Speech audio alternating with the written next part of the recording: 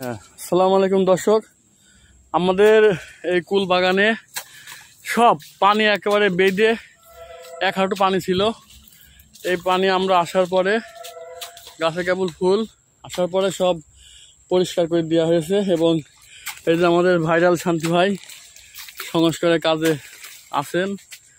এই যে এখন সব মাটি সরিয়ে দেওয়া হচ্ছে। পানি একেবারে যেখানে নিচু জায়গা পানি স্যাঁত করে নেমে যাচ্ছে।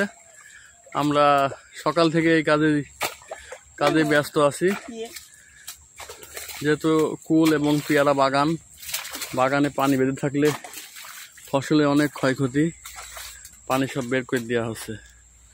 আজকের ভিডিও এই পর্যন্তই দর্শক, সবাই ভালো থাকবেন। আসসালামু আলাইকুম।